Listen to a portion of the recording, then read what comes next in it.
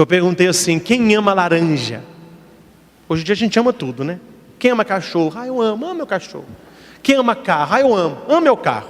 Quem ama laranja? Eu amo laranja. Então, quem ama laranja, vem cá. Aí o cara veio, deu uma laranja pro cara.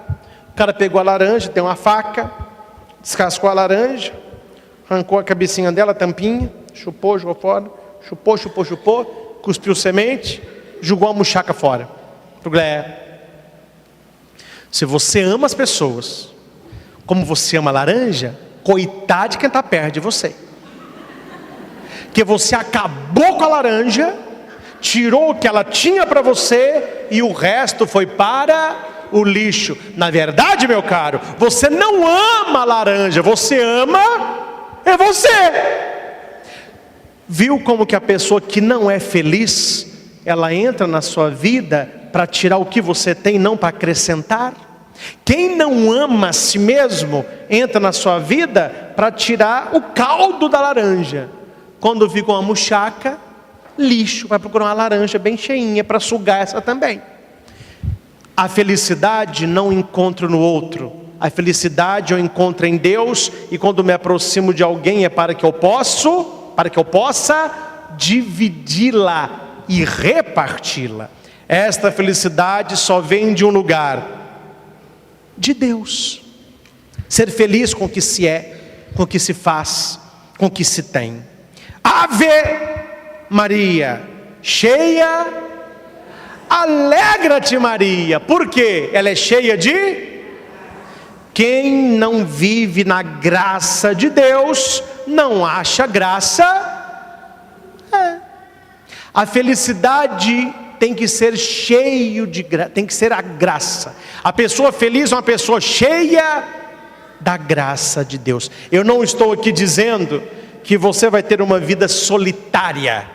Você vai ter amigos, desejo que você case, que você tenha filhos, que você veja os filhos dos seus filhos, e que a sua família seja numerosa, unida e feliz. Te faz feliz também, não faz? Claro que faz. Veja a cara da mamãe carregando o neném, toda feliz. Veja a cara do noivo, quando ele vê a noiva entrando na igreja, vestida como uma princesa, ele está feliz.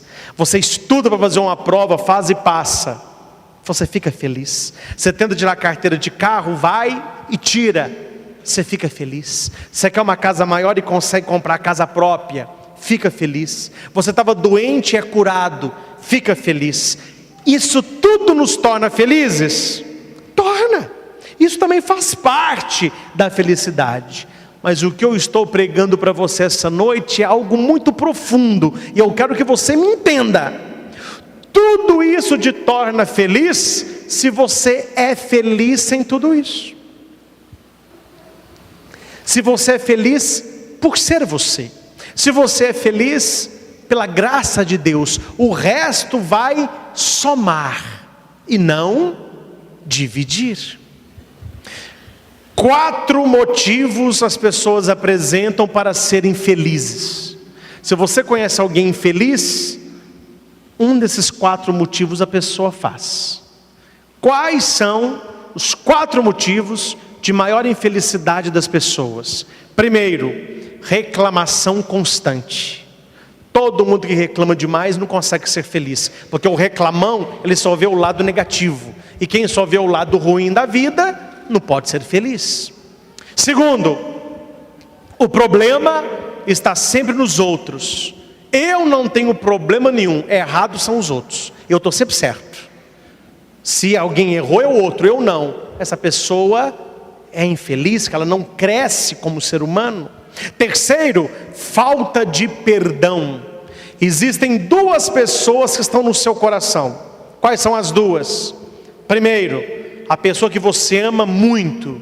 Segundo, a pessoa que você não consegue perdoar. Quando você não perdoa alguém, você tranca no coração. Agora você vai ficar trancando no seu coração quem não merece seu amor? Perdoa, até essa pessoa viver a vida dela, e enche o seu coração de pessoas que te amem. Tem gente que não ama ninguém, porque não consegue perdoar ninguém. O coração está cheio de gente com mágoa. Eu não vou em tal lugar porque fulano está lá. Fulano de tal eu não gosto, fulano de tal eu não... Como que você vai ser feliz? Quarto, Pessoa que não aceita o passado. Eu não aceito o que passou, eu quero que seja. Olha para o passado, eu não aceito o que é passado. Como que você vai ser feliz se você não aceita que aquilo que passou, passou? Preste atenção que eu vou ler 17 motivos para sermos felizes em Deus. 17 motivos. Somos felizes porque fomos chamados à vida. Se nós estamos vivos, graças a Deus. Somos felizes porque fomos chamados à fé. Nascemos numa família cristã, uma família católica, que nos levou de pequenininho para sermos batizados e sermos adotados como propriedade de Deus. Somos felizes porque Deus nos amou primeiro, mesmo sem você merecer, mesmo sem você dar nada para Deus. Deus já te amava quando você estava no útero da sua mãe. O amor gratuito de Deus me faz feliz. Somos felizes porque nós também amamos a Deus. Se nós não amássemos, não estaríamos aqui. Somos felizes porque nós temos um Deus muito melhor do que imaginávamos. Vamos abrir só um parênteses. Olha para o padre aqui. Imagina se Deus te tratasse como você merece ser tratado. Imagina se Deus me tratasse como eu mereço ser tratado. Nós temos um Deus muito melhor do que nós imaginávamos. É um Deus que nos trata apesar de não merecermos.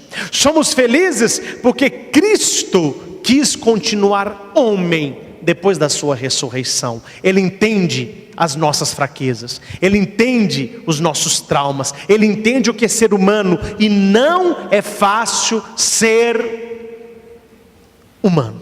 Ser humano é muito difícil. Só você sabe a dor e a delícia que é ser você, ou não? Fala para o padre a verdade. Não é bom ser você? Não é bom ser você? Mas dói, ou não dói? Eu adoro o seu Padre Cris, mas como que dói, viu? Cada um sabe a dor e a delícia de ser o que se é. E nós somos felizes porque Cristo entende essa verdade. Somos felizes porque sabemos que até a dor é caminho da ressurreição.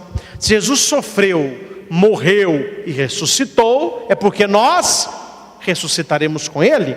Motivo de alegria. Somos felizes porque Jesus foi adiante de nós prepararmos um lugar. Nós sabemos que a morte não é o fim, tem algo muito melhor esperando por nós. A gente fala a verdade para o padre aqui. Viver é bom, não é? Viver.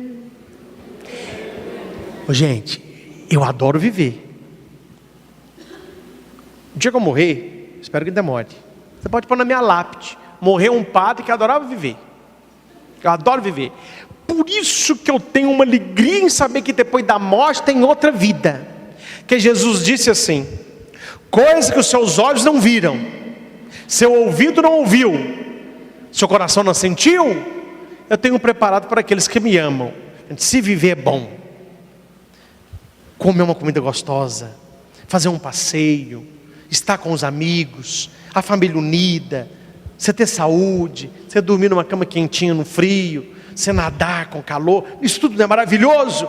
Imagina o que nos espera no céu. Jesus falou que é muito melhor do que aqui embaixo. E olha que aqui embaixo não é nada ruim, hein? Deus, quando criou isso aqui, Ele viu que era bom. Só que o céu não é bom, o céu é... Você quer saber o que é o céu, o que é o inferno? Quer? Vou te mostrar hoje, aqui agora. Vamos começar pelo céu. Rapidinho aí. Pensa um momento da sua vida que você foi a pessoa mais feliz do mundo. Qual foi o dia mais feliz da sua vida? Pensou? Multiplica por 1 milhão. Multiplicou? Não é 1% do que é o céu. É bom, não é? Quer saber o que é o inferno? Pensa na sua pior tristeza que você já teve, a sua maior dor. Pensou? Multiplica por 1 milhão. Não é 1% do que é o inferno. E isso é para você ter alegria de preparar a sua ida porque é bom. Esse é o motivo da nossa alegria. Somos felizes porque Jesus nos deu a tarefa de evangelizar com alegria. Você pode falar de Cristo, você pode ser feliz para que os outros conheçam a sua felicidade. Somos felizes porque Deus perdoará os nossos pecados, como perdoou o pecado de Pedro. Eu, quando morrer, eu vou te falar como que falou: oh, meu Deus, o Senhor tem misericórdia aí, porque eu tentei ser um padre bom, mas eu pequei demais. E eu tenho fé que assim como ele olhou para Pedro, e Pedro disse: tu sabes tudo, tu sabes que eu te amo, e recebeu o perdão, ele haverá de me perdoar também. Nós somos felizes porque Deus vai curar a nossa cegueira, como curou a cegueira de Tomé. Toca aqui, põe a sua mão aqui, não seja uma pessoa incrédula, mas tenha fé. A fé nos faz felizes. Somos felizes porque Deus reavivará a nossa esperança, como fez com os discípulos de Emaús. Os dois saíram de Jerusalém triste e voltaram felizes, animados, cheios de vida. É a razão da nossa alegria. Somos felizes porque Deus aceita o nosso amor, como aceitou o amor de Maria Madalena, uma mulher possessa de 7 demônios. É capeta para ninguém colocar defeito, meu irmão. Deus libertou essa mulher dos 7 demônios, e ela foi a primeira que viu Jesus ressuscitado. Se Maria Madalena tinha 7 demônios, e foi a mensageira da ressurreição, e nós que não temos demônio nenhum, o que Deus pode fazer na nossa vida? É motivo de alegria. Somos felizes porque os nossos nomes estão escritos na palma das mãos de Deus. Se há um nome tatuado na palma das mãos de Deus, é o seu. Hoje passou um rapaz de camiseta, correndo, com o nome da namorada no braço. Tomara que case com ela, senão vai ficar difícil, não é verdade? Não vou contar o nome da namorada para não expor o rapaz. Aí eu vi uma tatuagem. Por que ele fez essa tatuagem no ombro, no bíceps? Para mostrar para ela que ele não está disposto a esquecê-la. Ela está gravada na pele dele, na carne dele. A Bíblia diz que o nosso nome está escrito. Eu uso a palavra tatuado, nas mãos de Deus. Imagina uma mão fechada assim, ó. Quando você abre a mão, eu vejo escrito Padre Christian. É a mão de Deus, meu nome está lá. Seu nome está lá? Se o seu nome está escrito nas mãos de Deus, quais os motivos que você tem para ser infeliz? Sendo que algo melhor Deus tem para nós. Somos felizes porque Deus está dentro de nós.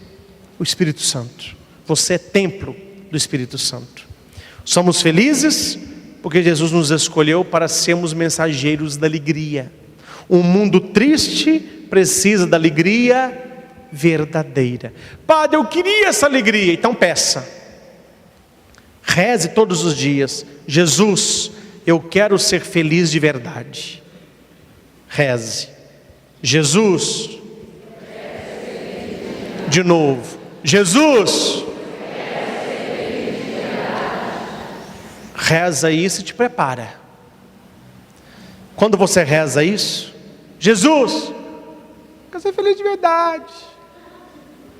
Jesus falou: então tá bom, então eu vou te fazer feliz de verdade. Mas para você ser feliz de verdade, algo está sobrando e algo está faltando. Aí quando você começa a rezar que você quer ser feliz de verdade, talvez Jesus tire da sua vida pessoas, situações, empregos. Aí você fala: mas eu queria. Calma, Ele sabe mais. Depois Ele começa a colocar pessoas, trabalho, situações. Quando você se abre à felicidade, é como uma criança que enche a mão de bala e fala com a mãe assim: mãe, pode escolher. A mãe mexe na mão da criança. Se ela vê que tem algo, você lembra daquela bala soft? Saiu da linha, mas uma bala parecia uma pedra de vidro. Você lembra daquela bala mais gostosa, mas matava a vontade, né? Os meninos engasgavam. Meu irmão mesmo ficou engasgado. Meu pai, pim, a bala voou longe. Tadinha, ela era gordinha e ficou sem ar. a bala caiu. Ele ficou... Aí ele chorou. Quando parou de chorar, ele foi lá, pegou a bala. Meu pai, coça a bala. Era uma bala grande, ele não usa mais, saiu de linha, né? Mas a mãe, quando ela via essa bala, geralmente ela tirava essa, punha aquela bala chita, né? Aquela massinha daquela macaca, você lembra uma bala chita? E existe até hoje. Gente, rezar é isso. É você colocar tudo na sua mão e mostrar para Deus. Deus vai tirar aquilo que para você é gostoso, mas que pode fazer mal. Deus está vendo que está faltando coisa, Ele vai colocar. Aí você vai ser feliz de verdade. Eis aqui a serva do Senhor, faças em mim segundo a tua palavra. Eu sou feliz, alegra-te. Aí Maria pega o nenê, leva para Simeão. Simeão dá uma bisoiada em Jesus, olha para Maria e fala com ela assim, ó: eis que uma espada de dor transpassará a dor. Mas cadê o alegra-te, cheia de graça? Porque Deus sabia que por ela ser cheia de graça, na hora da espada, ela teria paz e confiança. Porque quem é feliz em Deus, não perde a esperança. Se Deus tira, é para Deus colocar algo. Você ama a Deus? Ficou a resposta como que é ruim? Você ama a Deus? Você quer ser feliz em Deus? Se alguma coisa você já perdeu, saiba que Deus está tirando algo menor para te dar algo maior. Deus te tira algo inferior para te levar a algo superior. Encerrando, tinha um menininho que queria ser super-homem. Aí o menininho falou com a mãe assim: ô mãe, me dá de aniversário uma roupa do super-homem. Criança tem essas coisas, fica vendo televisão e fica querendo imitar. A mãe comprou para ele uma roupa de super-homem, colocou a roupinha de super-homem, a cuequinha vermelha em cima da calça, colocou a capinha vermelha e ficava, avante. Tadinho, ele corria para a capinha voar, mas ele sabia que não estava voando, né? E ele ficava triste, porque ele sempre quis voar, e a mãe ficava de olho, que ele subia na janela para pular. A mãe falou: não pula não, que você não voa. Eu quero voar. E o menino era frustrado, era triste, porque qual era o sonho dele? Voar. Nas férias, eles foram para a praia. O que ele levou para a praia? A roupa do super-homem. E foi nadar com a roupa do super-homem. Depois que ele brincou lá na praia, foi fazer um castelinho, ele viu de longe um menininho sentado numa cadeira de roda. E ele ficou conduído e falou com o menino: vamos brincar juntos? Ele falou: bom, mas eu não dou conta de correr. Ele falou: não, a gente faz castelinho de areia. E os dois casais ficaram amigos, conversando e vendo os meninos. Desligaram das crianças. Hora que eles escutam: papai, ô papai. O menininho vestido de super-homem, para falar que era forte, pegou aquele coleguinha, colocou ele de cavalinho, segurou as pernas do menino e saiu correndo. Ele foi às pernas do menino. A hora que passou perto da família dele, aquele menininho paralítico, com os bracinhos abertos, que estava para os pais que choravam: veja papai, veja, eu estou voando papai, eu estou voando. Aquela criança que queria ser feliz por voar, foi feliz quando levou aquele que não podia a achar que estava voando pelas pernas dele. Você quer ser uma pessoa feliz de verdade? Faça feliz quem está perto de você. Tem gente que só olha para o próprio umbigo: eu quero ser feliz, eu quero ser feliz, eu quero ser feliz, eu quero ser feliz. Você quer ser feliz? Seu namorado também quer, sua mulher também quer, seu marido também quer, sua família também quer, seu vizinho também quer. Quem está do lado de você na missa também quer. Quem está atrás de você também quer. Quer ser feliz? Tente fazer as outras pessoas felizes. Toda quarta-feira, às 8h30 da manhã, entra na minha página no Facebook a enquete da missa da família. Falei isso na última missa. Toda quarta-feira entra.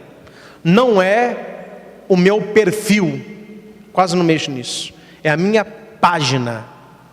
facebook.com Padre Christian Chancari. Vá lá e curta a página, para que tudo que eu coloque caia na sua. Hoje de manhã eu coloquei a chamada para a missa e coloquei assim: Peguei aquele desenho da Divertidamente, coloquei alegria puxando a tristeza pelo pé, não sei quem viu o desenho. Coloquei a alegria, fez tristeza. Escrevi assim: o que te faz feliz de verdade? Isso aí espalha, as pessoas foram e colocaram. Não está tempo de eu ler todos, que até agora à tarde eram quase 280 e poucos comentários. Como que eu vou ler isso aqui? Mas eu pego um ou outro, pegando o pessoal aqui de Divinópolis e algumas cidades aí que colocaram. E o final da nossa pregação, esse final, ele vai sempre para o YouTube. Então o nome dessas pessoas com a cidade vão para o nosso canal e as pessoas vão ouvir a opinião que elas deram. Então toda quarta-feira, se você quiser me ajudar a preparar uma pregação melhor, eu vou fazer uma pergunta toda quarta. Hoje eu vou pregar sobre isso. O que você tem a me dizer disso? A hora que eu vou preparar a pregação, isso é o que eu falo sem mentir para você. Demora, mas eu leio um por um. Olha que eu não sou para jurar, mas na presença de Deus, juro para você, eu leio todos. Depois que eu leio todos é que eu preparo a pregação. Entendeu como que funciona?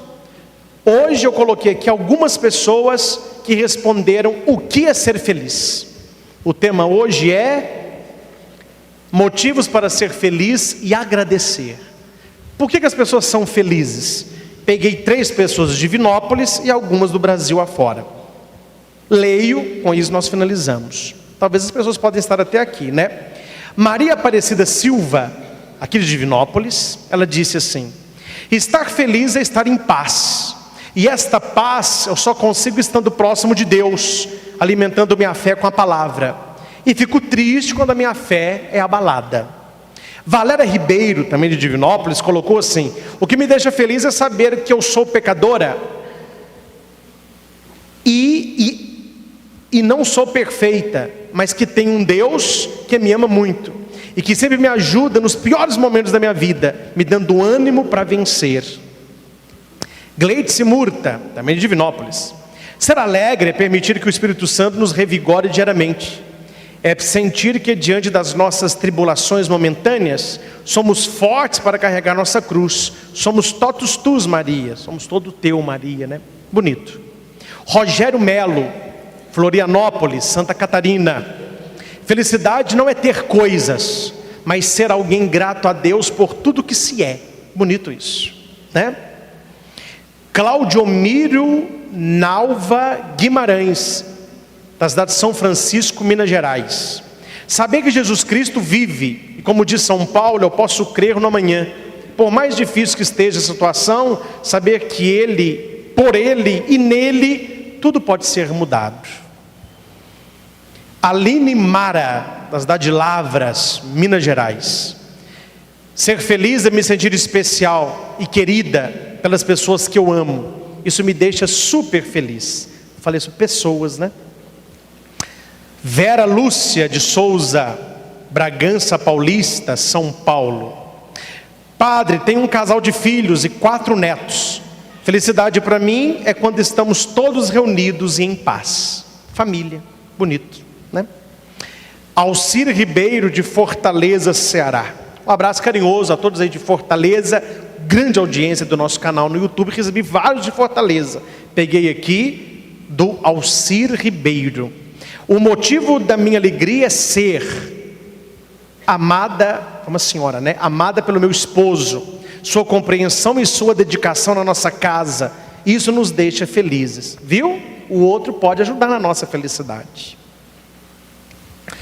Lucélia Lima, São José do Rio Preto, São Paulo, ela pôs assim: o que me faz feliz é ver meus filhos contentes e com saúde. Procuro sempre conduzi-los à oração diária, pois acredito que Deus tudo é possível, e peço respeito e amor entre nós. Anabel Cavalcante, Brasília, ela escreveu: felicidade para mim é estar em paz, ver os meus filhos sorrindo e com saúde. Você nota que toda mãe, a felicidade da mãe é a felicidade, né? Ah, mas não entendo isso. Se você tiver filho, você vai entender. Só depois que tem filho que você entende isso. Hélida Flores, Apaputanga, Mato Grosso: a sua bênção, padre. Sabe o que me faz feliz? Essa aqui eu puxando para o meu lado, né? Ver os seus vídeos. Seus vídeos me deixam felizes, são palavras sábias e abençoadas. Obrigado, Hélida. Um abraço a todos aí de Araputanga, Mato Grosso. Fiquei sabendo que os vídeos são usados no encontro de casais. Um abraço a todos aí. Cris Larroque, da cidade de Santa Inês, Maranhão. Ela pôs assim: o que me faz feliz é ter Deus no coração. Bonito, né? Kátia Alvarenga, Pindamonhangaba, São Paulo. É ser mais de Deus e com isso levar a minha família toda para o céu. Eu não sei o nome, mas veio em nome da Ágape Artigos Religiosos, Catolé da Rocha, Paraíba. Alegria de saber a cada momento que mesmo diante das minhas misérias e ingratidões para com Deus, Ele desejou e quis que eu nascesse e vivesse até aqui. Bonito. Por que ela é feliz? Porque ela vive, né? E o último da missa de hoje, Jaqueline Maria, do Rio de Janeiro. Ser feliz é ter saúde, paz e fé. O resto é consequência. Eu corro atrás.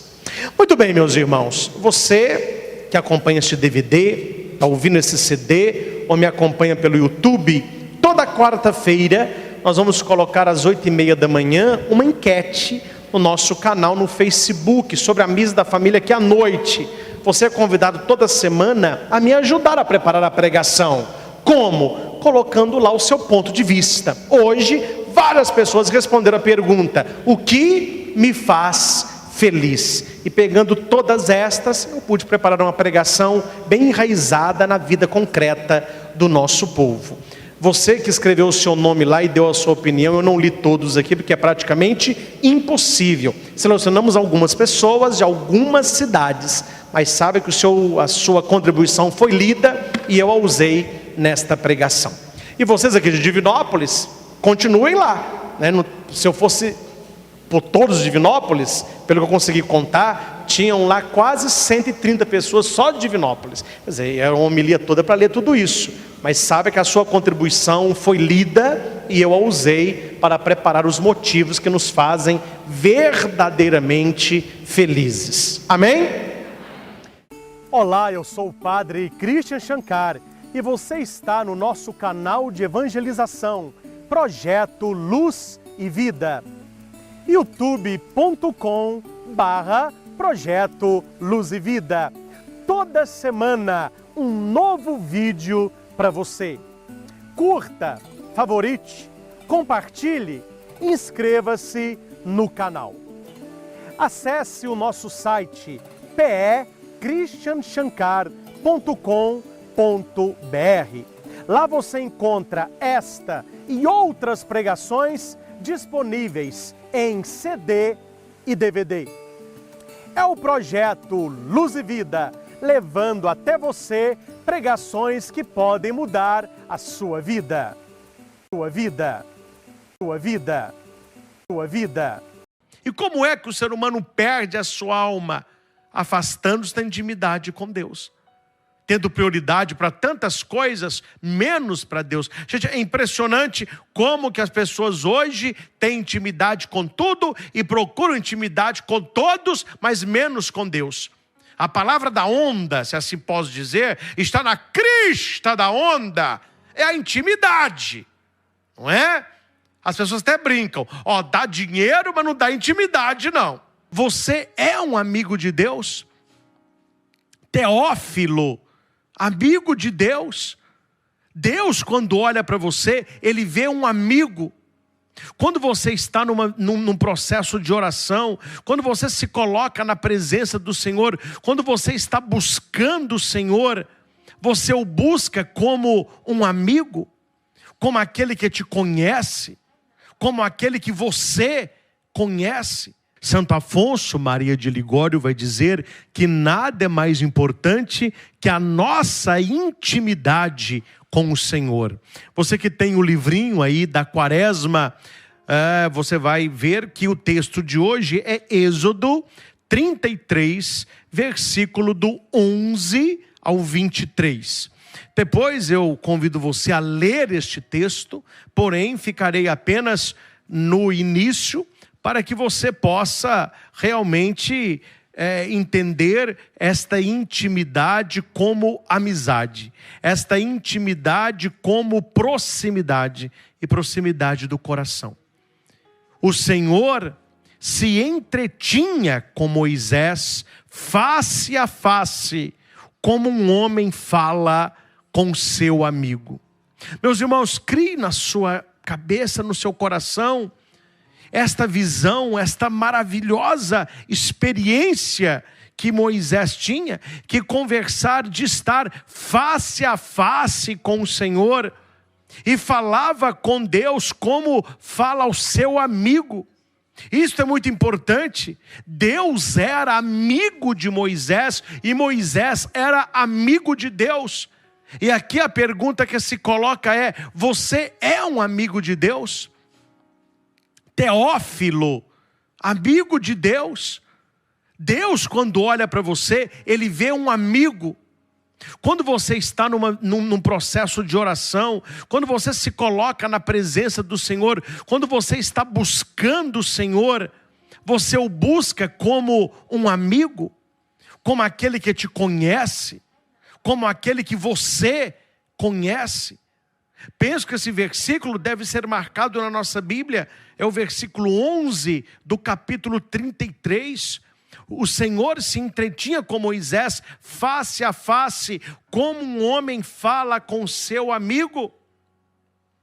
Mais à frente, conheço-te pelo teu nome e tens todo o meu favor.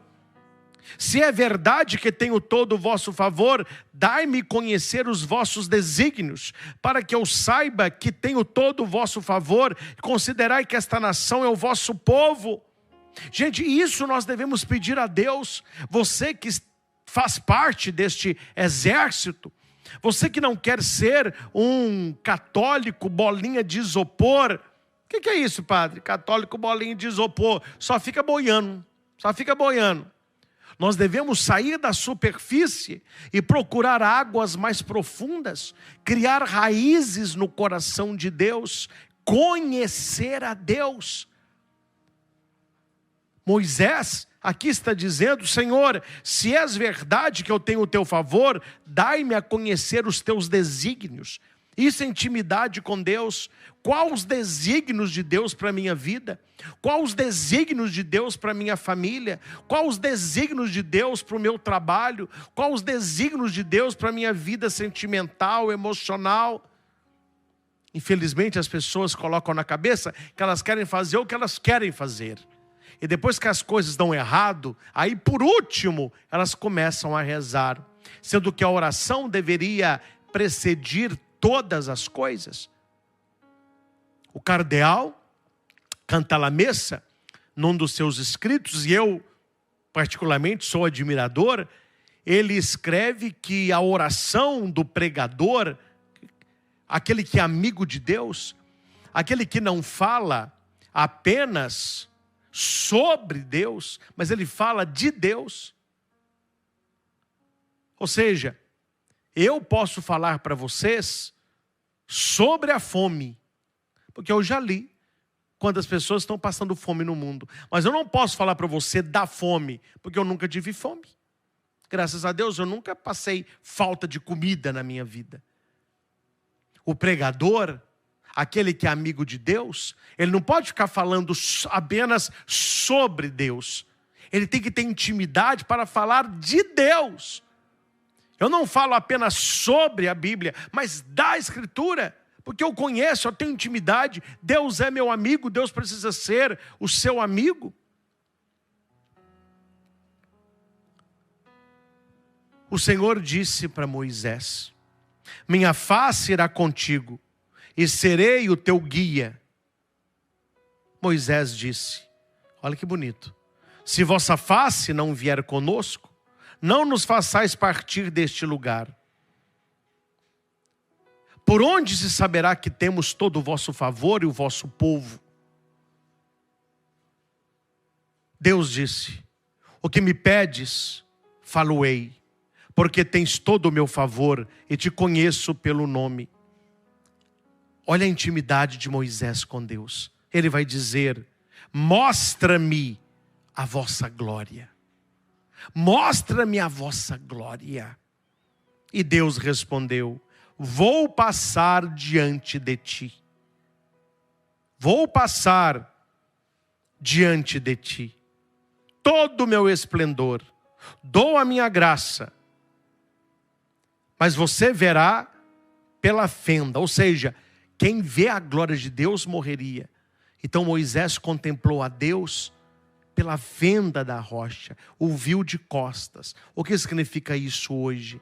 Para que possamos ver Deus na nossa vida, é preciso olhar o rastro de Deus na nossa história.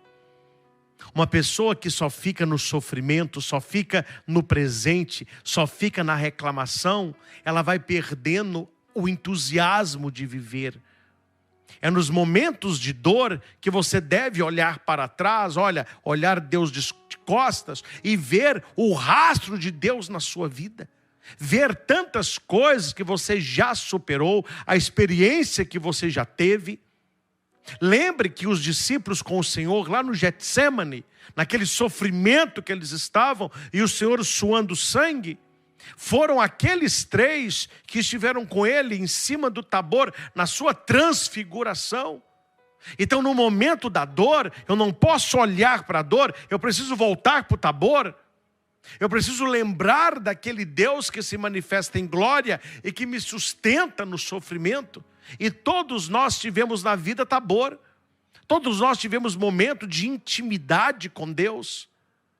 E como eu posso cultivar esta intimidade com Deus, esta intimidade que Moisés teve e esta intimidade que eu quero ter?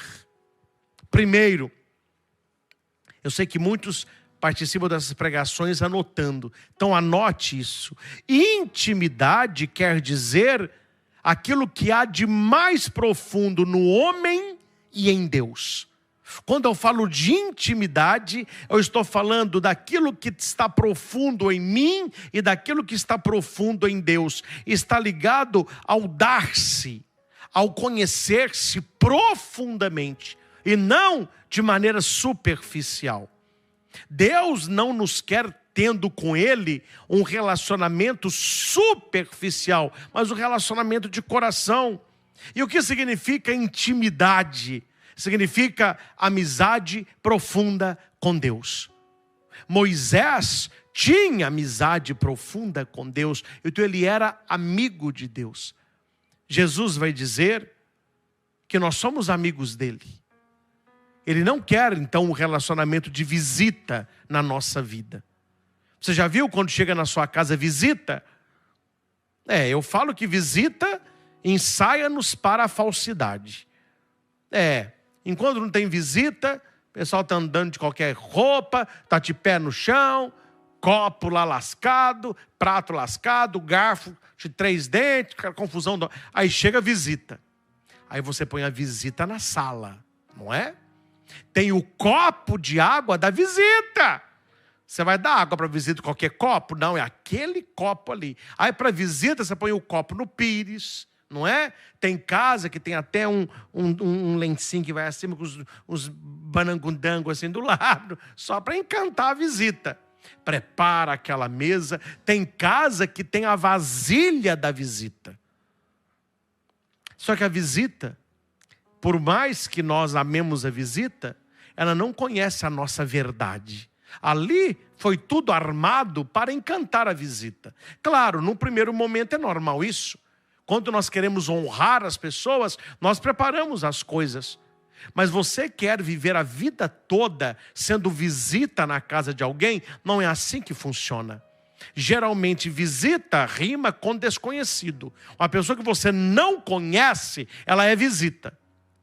Aí quando a pessoa vira seu amigo, olha como que acontece.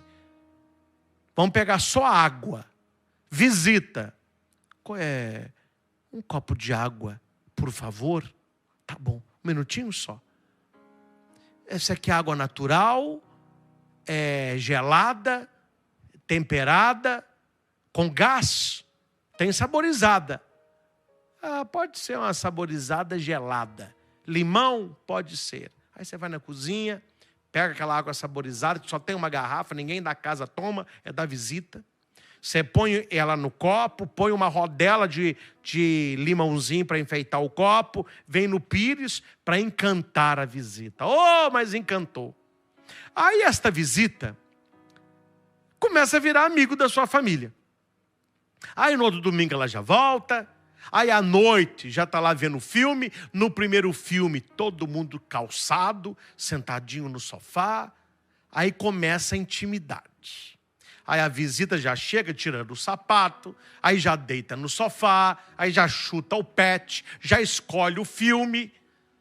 E quando é que amigo íntimo chega na sua casa e diz assim, por favor, um copo de água? Se a pessoa fala, que água só? Se você não pegar água lá, você vai ficar com sede aí. Pode abrir a geladeira, que é nosso. Você sabe a geladeira, você já leva um suco. A intimidade, ela acaba com a formalidade. Porque você conhece a pessoa de verdade. Você não está ali para ver coisas preparadas. Você está vendo a verdade. A verdade. Jesus, ele quer ver a nossa verdade porque ele é a verdade. E tem gente que passa a vida toda na igreja tratando Jesus como visita. Não entra na intimidade com Cristo. Você não é verdadeiro com ele. Você fica mostrando quem você gostaria de ser. Quem você desejaria ser, mas quem não é. E Jesus não quer estar na sala de visita. Ele quer até no nosso quarto. Ele quer abrir geladeira. Ele quer conhecer a nossa vida. A gente conhecer a vida dele. Ele quer chucar de sandália para um lado, deitar na almofada. Era assim que ele estava na casa de Marta, Maria e Lázaro. Eu tive uma graça muito grande de celebrar uma missa na casa de Marta, Maria e Lázaro. Fizeram um altar assim no canto e tem a sala. Eu ficava pensando, Jesus na casa desses três irmãos. Ele não era visita. Então ele chegava, já tirava a sandália. Marta ou Maria teve que lavar os pés dele. Jesus já deitava, falou, estou cansado, viu Marta?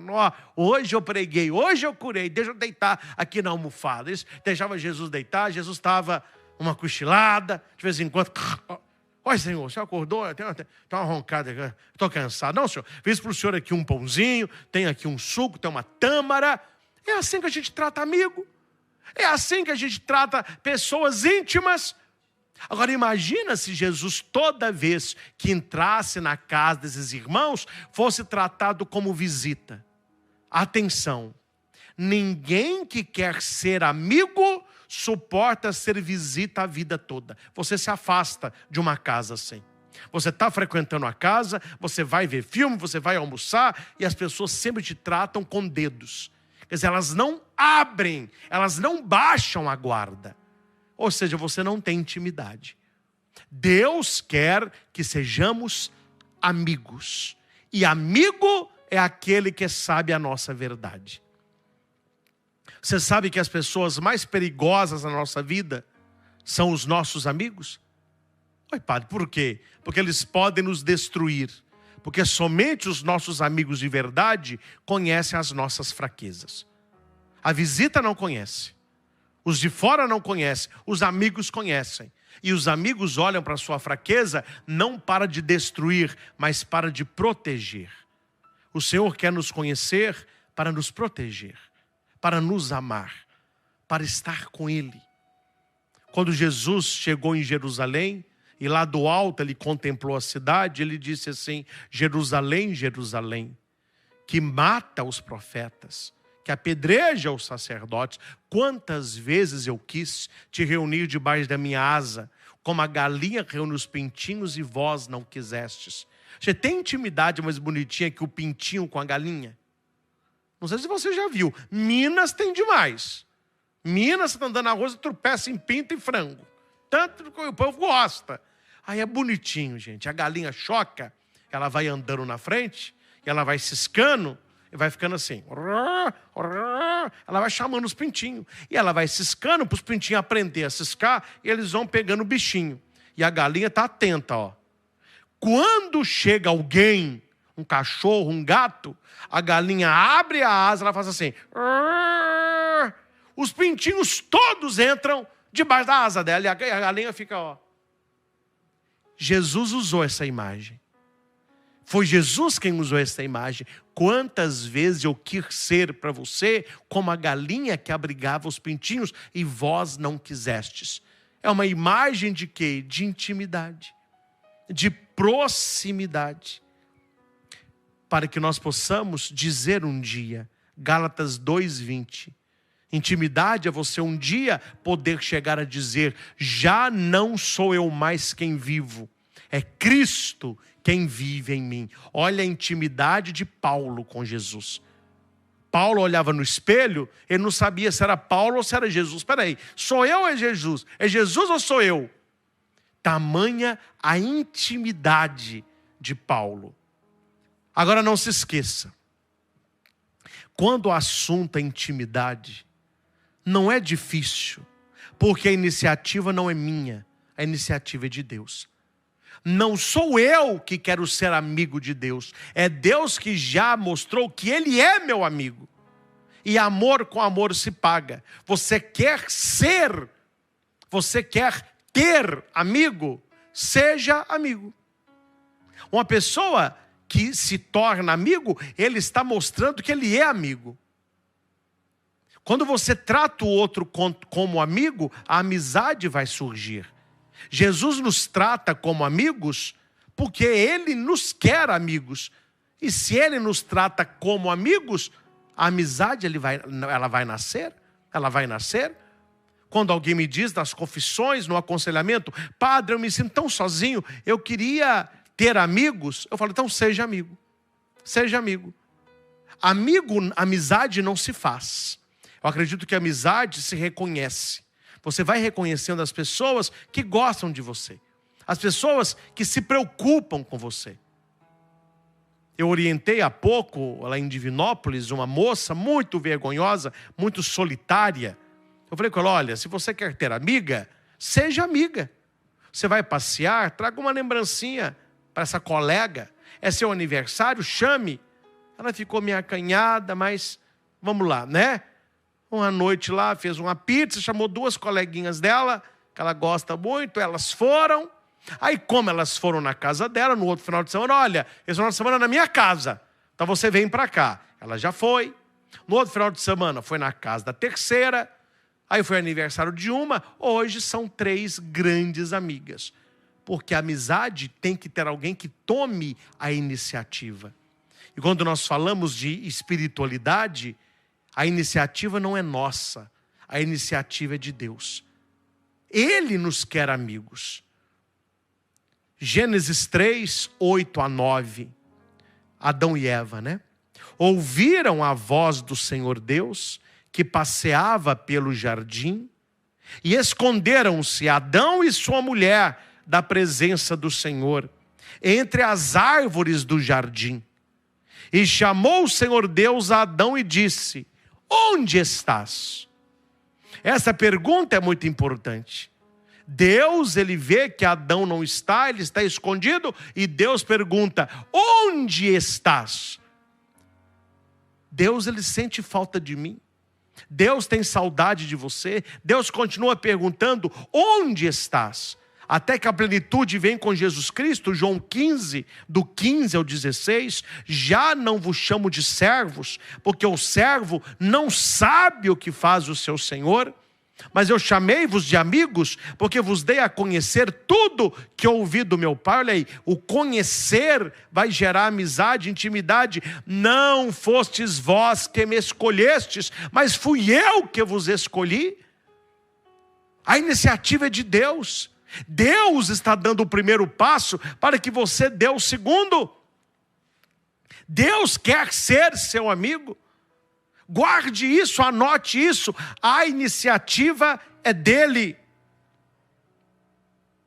E o mais bonito que nós escutamos já em Êxodo 33, 11. Jesus, ele falava com Moisés face a face, como um homem fala a seu amigo. E qual é a palavra base para a amizade? Quem quer ter um amigo, é preciso disponibilizar tempo. Não se ama aquilo que não se conhece. Veja que seus melhores amigos são aqueles que você passa tempo com eles. Ah, padre, eu tenho um grande amigo. Quem é? Eu não conheço ainda não, porque a gente não tem tempo um para o outro. Mas eu tenho um grande amigo. Por exemplo, você nem sabe quem é, mas está achando que tem. A amizade, ela acontece quando nós liberamos tempo. Tempo para estar com esta pessoa. Aí quando você gosta de alguém, você quer estar com esta pessoa. Aí você começa a passear com ela. Você vai para a casa dela, vocês começam a fazer coisas juntos. Aí um passando tempo com o outro, vai surgindo a amizade. Vai surgindo a amizade. São Basílio Magno, ele vai dizer, o Espírito Santo é aquele que cria intimidade com Deus. E o que o Espírito quer da nossa alma é tempo para Deus. Olha que bonito. São Basílio Magno. Como que a pessoa quer ter intimidade com Deus se ela não tem tempo de Deus? Você quer ter intimidade com Deus, mas o seu tempo é pouco para pet. O seu tempo é pouco para celular. O seu tempo é para assistir série. O seu tempo é para passear. Você não tem tempo para Deus. Como que a pessoa que não tem tempo para Deus vai ter intimidade com Deus? Então uma coisa não dá certo aí. Então comece a rezar mais.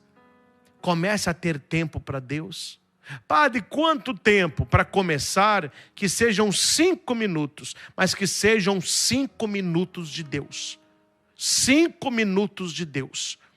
Porque aquele que ama terá tempo para o amado. Não se tem intimidade com Deus se não se tem tempo para Ele. Raniero Cantalamessa vai dizer, o Espírito Santo indica o que de mais íntimo e secreto há em Deus, e indica o que de mais íntimo e secreto do homem, seu princípio vital, sua própria alma. É o Espírito Santo que cria intimidade com Deus. Então, meus irmãos, não tenha preguiça de clamar o Espírito Santo. Não levante da sua cama de manhã sem clamar o Espírito Santo. Não tome decisões importantes sem clamar o Espírito Santo. Não vá dormir sem glorificar o Espírito Santo, que é como disse Cantalamessa, é o Espírito que indica o mais íntimo de Deus e o mais íntimo do homem. Na teologia trinitária, os estudiosos da Trindade vão dizer que o amor do Pai pelo Filho e o amor infinito do Filho pelo Pai é o Espírito Santo. Uma comunidade perfeita, intimidade nas pessoas da Trindade. Busque essa intimidade com Deus. A religião que nós professamos, as missas que nós participamos, a leitura da Bíblia que realizamos, os terços que meditamos, os sacramentos que da igreja recebemos, tudo isso tem um fundamento só: intimidade com Deus, a salvação da nossa alma. Jesus vai dizer que o que adianta um homem ganhar o mundo inteiro se ele perde a sua alma? E como é que o ser humano perde a sua alma? Afastando-se da intimidade com Deus.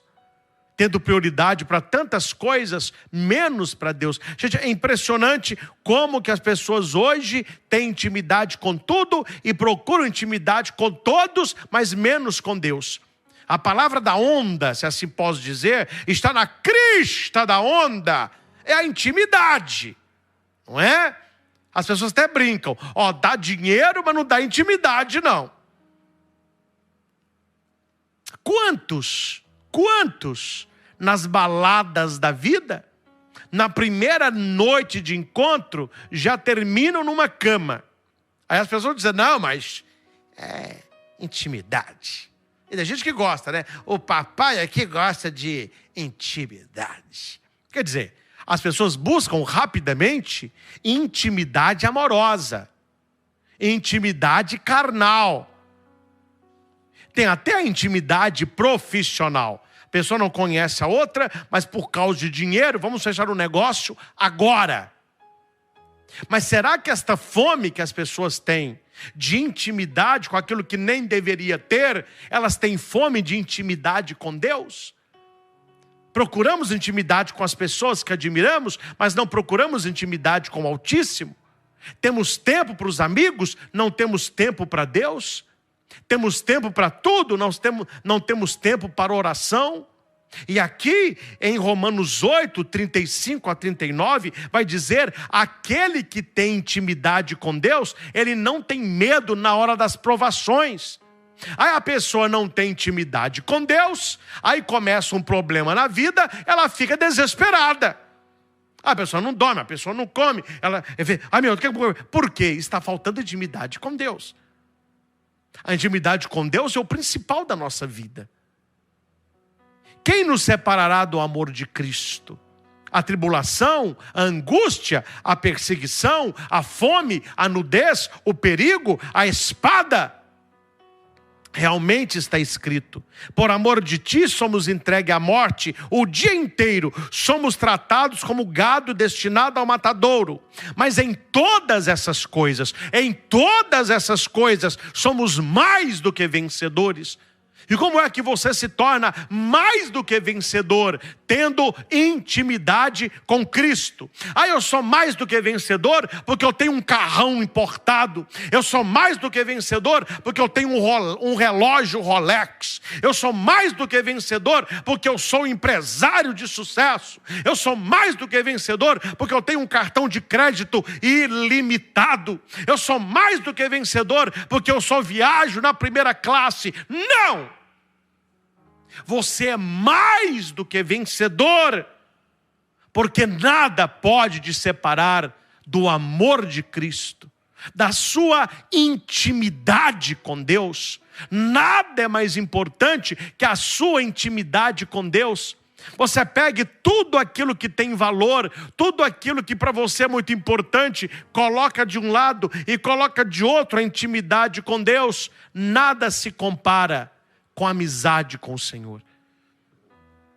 Nada se compara em você ter um relacionamento verdadeiro com o Senhor. Em tudo isso, somos mais do que vencedores pela virtude daquele que nos amou. Pois estou persuadido que nem a morte, nem a vida, nem os anjos, nem principados, nem presente, nem futuro, nem potestade, nem altura, nem abismo, nem qualquer outra criatura nos poderá separar do amor de Deus. Intimidade. Nada poderá nos separar do amor de Deus manifesto em Cristo Jesus. Meus irmãos, desculpe, se você está buscando as coisas do alto, mas você não busca intimidade com Deus, você está perdendo tempo. Perdendo tempo. Graças a Deus as pessoas vão na igreja, mas eu como padre fico olhando assim os fiéis, como tem gente que perde tempo na igreja. Porque está ali voando, está ali em outro mundo. Eu não sei qual mundo que essa pessoa está. A pessoa tem tudo ali, ela só não tem intimidade. Ela masca chiclete, ela mexe no celular, ela cochila, ela critica a roupa da mulher, fala da barba do homem, fica olhando o relógio. Está notícia de tudo. Ela só não está notícia da intimidade dela com Deus. E este é o mais importante. E aqui, meus irmãos, o coração da mensagem desta noite. Não há intimidade maior com Jesus Cristo do que unir a nossa alma com Ele. E a pergunta é: como que isso acontece? Pela Eucaristia. A nossa meta é buscar esta união com Jesus no Santíssimo Sacramento. Diz São Dinis, o Areopagita, que o efeito principal do amor é procurar a união com o objeto amado. Exatamente para se unir com as nossas almas, foi que Jesus instituiu a Sagrada Comunhão. Eu sou sacerdote. A minha intimidade com Jesus, acima de todas as outras coisas se dá pela Eucaristia. É na Eucaristia que eu me uno a Jesus Cristo e que Ele se une a mim. Jesus Cristo quer ser todo de quem o recebe. Jesus Cristo quer ser todo de quem o recebe. E nós precisamos ser todo dele. A minha pergunta para você que está conosco é: existe intimidade maior? Existe intimidade maior com Deus do que quando nós comungamos, quando nós recebemos a sagrada Eucaristia?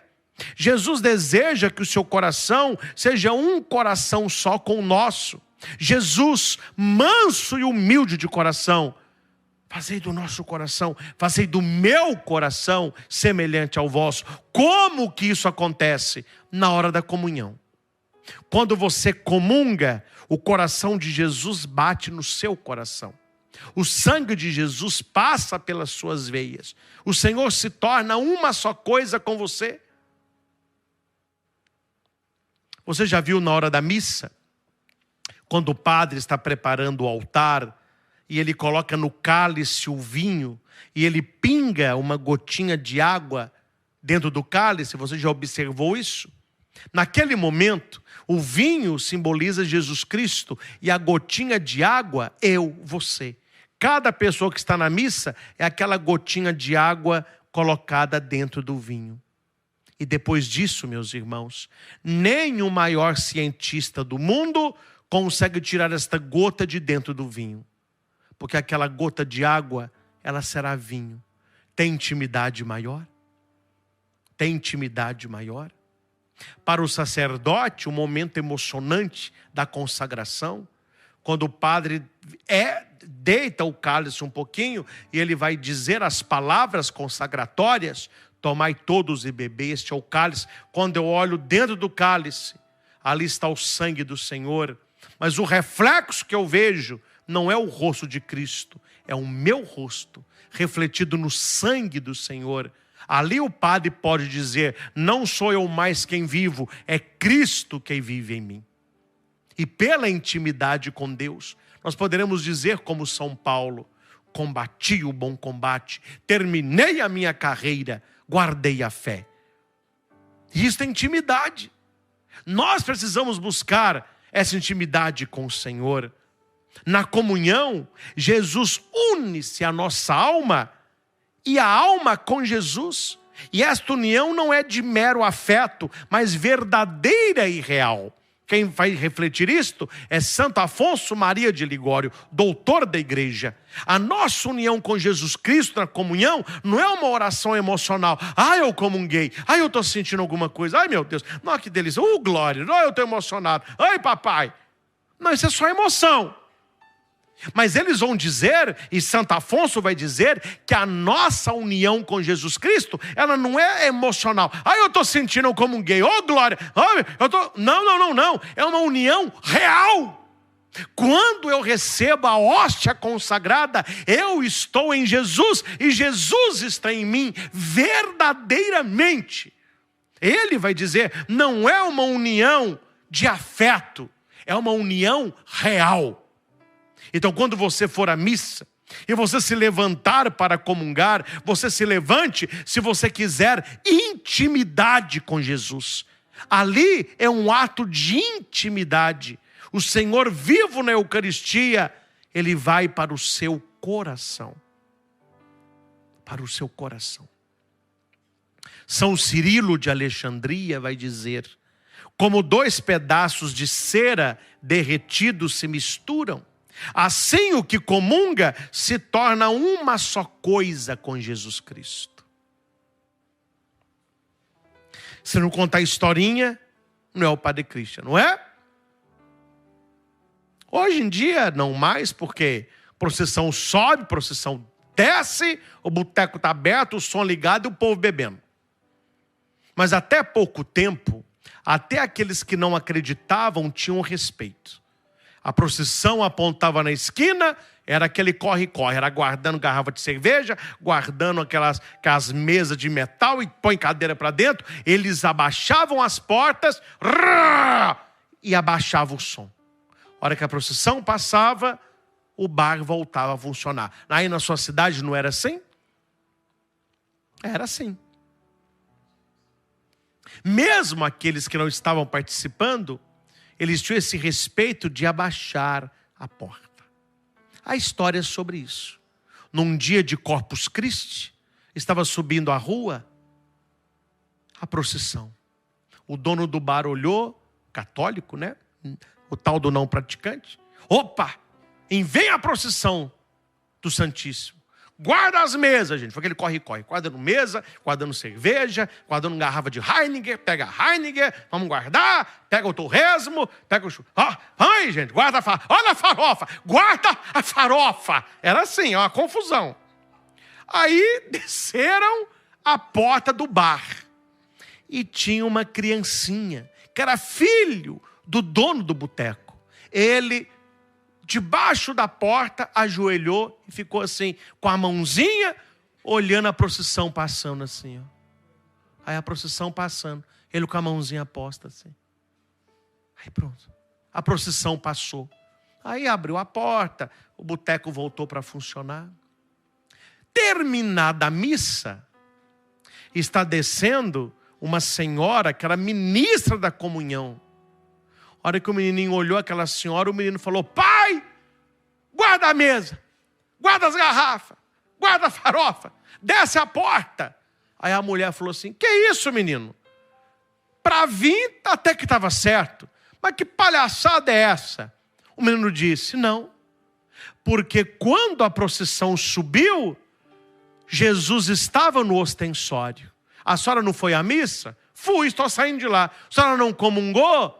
Comunguei. Pois é, a gente guardou tudo e fechou a porta, porque Jesus está passando agora, só que agora está no teu coração. O Jesus que subiu no ostensório, ele está passando aqui de novo no teu coração. O que a criança sabia?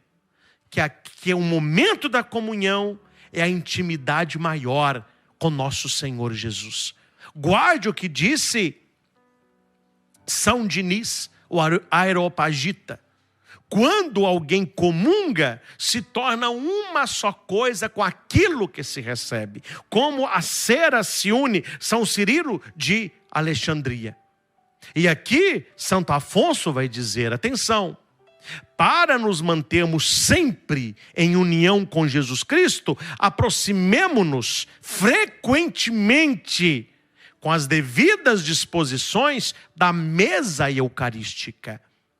Porque se por um lado a comunhão é salvação, por o outro é condenação. Aquele que comunga indignamente está comungando a própria condenação. Então nós temos que buscar uma vida de santidade para comungarmos sempre, sempre, buscando esta união com o Senhor. E aqui ele está falando para o padre, para o ministro ordenado. Olha o que ele está dizendo, olha que coisa. E se és diretor de almas, exorta as tuas dirigidas à comunhão frequente.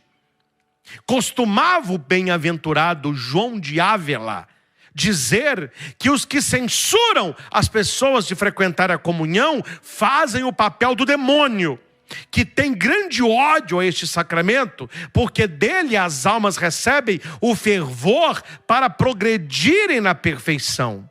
Quando comungamos, afiguremo-nos que Jesus Cristo nos diz, no dia lá para sua serva Margarida: vê, minha filha, a bela união entre nós, pois ama-me, fiquemos sempre unidos no amor e nunca mais nos separemos pela sagrada comunhão. Cuidado, porque hoje eu vejo que nós temos extremos. Um extremo, a pessoa comunga de qualquer jeito. Ela vai à missa, comunga. Está em pecado mortal, comunga. Não pode comungar, estou comungando. E temos o outro extremo. Qualquer coisa, eu não comungo. Uma coisinha pequena, eu não comungo.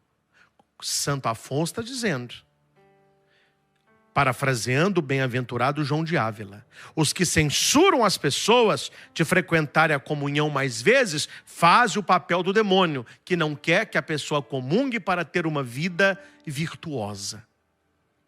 E finalizo, meus irmãos, com um testemunho de intimidade. Estamos falando de intimidade. Só quando eu falo de Moisés, aqui para nós, está bem longe, né?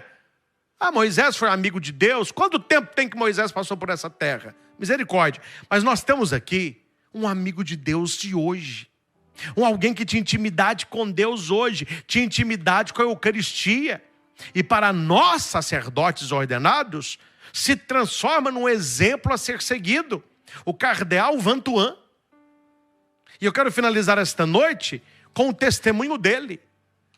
Eu rogo a Deus que eu seja um padre assim, íntimo de Jesus Cristo e da Eucaristia. Eu posso perder tudo, mas o padre não pode perder a sacralidade do altar. O amor à Eucaristia, o zelo pela Eucaristia. Escute isso. Testemunho dele. Quando fui preso em 1975, um angustioso questionamento se apoderou de mim. Poderei ainda celebrar a missa? Olha, o cardeal sendo preso, ele não está preocupado com nada. Tem cama na cela? Tem banho quente? Tem comida? Não, ele está preocupado. Eu vou poder celebrar a missa? Foi a mesma pergunta que mais tarde os fiéis me fizeram. De fato, logo que viram, perguntaram-me: mas o senhor pôde celebrar missa? No momento em que tudo veio a faltar, a Eucaristia passou a ocupar o primeiro lugar dos meus pensamentos. O pão da vida. Em todas as épocas, especialmente nos momentos de perseguição, a Eucaristia foi sempre o segredo da vida dos cristãos. Nós vamos viver momentos de perseguição. E quem vai nos dar força é a Eucaristia. Quem vai nos dar sede e fome de santidade é a Eucaristia. Quem nos manterá de pé é a Eucaristia. Eu falo como padre. Ai do padre que se descuidar da Eucaristia. Ai do padre que virá um funcionário do altar. Aí ele vai perder a intimidade com Cristo Eucarístico. Aí vai se preocupar com tantas outras coisas, deixando o zelo eucarístico. Eusébio de Cesareia recorda aos cristãos a não deixarem de celebrar a Eucaristia, mesmo na provação, mesmo na perseguição. Quando fui preso, ele dizendo, o cardeal, tive de ir imediatamente e de mãos vazias. Atenção, no dia seguinte, deixaram-me escrever uma carta, pedindo coisas urgentes, roupa, pasta de dente, etc. Escrevi: por favor, mandem-me um pouco de vinho como remédio para as minhas dores no estômago. Os fiéis logo entenderam o que ele queria. Pegaram um vidrinho pequeno, colocaram o vinho canônico, vinho de missa, e mandaram. Mandaram um frasco de vinho para a missa, com uma etiqueta no vidro: remédio para dores no estômago. E algumas hóstias escondidas numa tocha para proteger contra a umidade. Um vidrinho de vinho, umas hóstias escondidas.